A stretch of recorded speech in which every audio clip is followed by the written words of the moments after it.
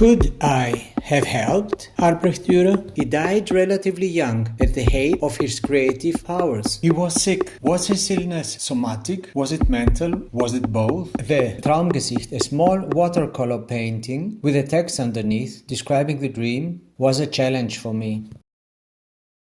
At that time, in 1528, the printing technology was available. His printing block caught fire. He was finally able to reproduce his paintings and drawings. Am I able today, with the help of the new media and with the knowledge that the dream is the royal road to the unconscious, explain his dream anew? Immerse myself in his world with images, just as he worked with images?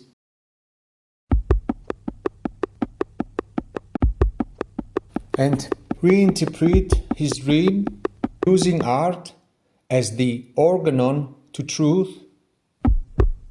Albrecht Dürer lived in the Middle Ages, still used the written text to describe a picture.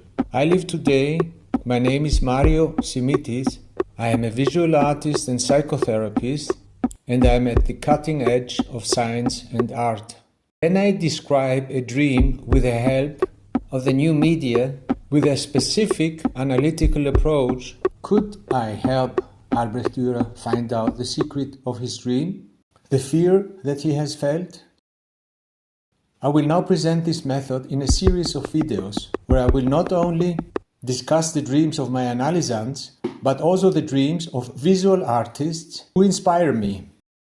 Everything forbidden, which we cannot speak aloud, we express, but in disguise. The dream is a wish. The dream is a part of us that we must integrate. The result of this experiment was the organismic visual dream interpretation, a process which takes place in 5 phases. Visually, I move from the explicit to the implicit. The concrete becomes abstract and the analog becomes digital. In a pendulum motion, it also moves back again. A work of art is produced, a dream object, and a therapeutic dream interpretation. The first phase are the portraits, the mood, the disposition, the character analysis, not only of the analysant, but also of myself.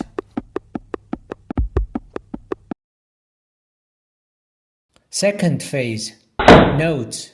I don't write down, I draw down.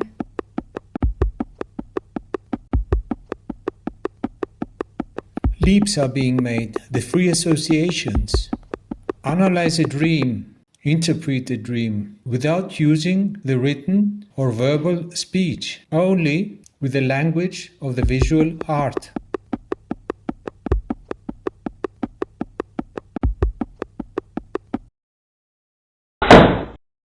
Third phase, condensation of the notes into symbols.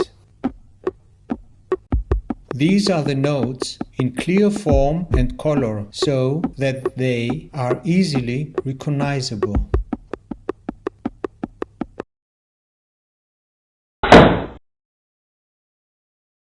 These symbols are then incorporated into the storyboard where they depict the dream narration over time, reinventing and reinterpreting it.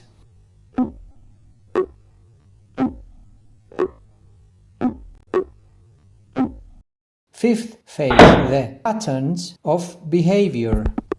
The simplified symbols which interact in motion.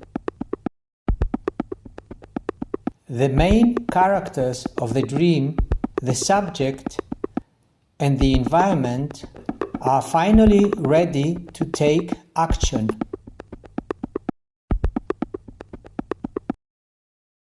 Joy, anger, surprise, eroticism, curiousness form the art object, the dream object.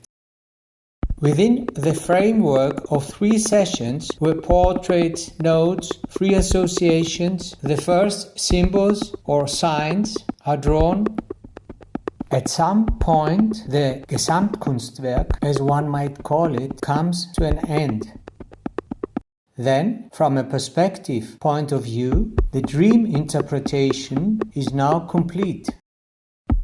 the person takes this dream object home with him, the uncanny of the artwork, which speaks to one in a language which only the dreaming person can actually understand.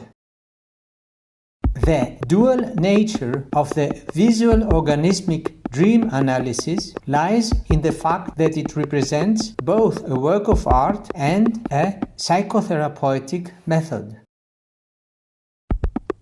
In the year 1525, after Whitsunday between Wednesday and Thursday at night, during my sleep I saw this view where large waters fell from the sky, and the first large water impacted the earth about 4 miles removed from myself with such violence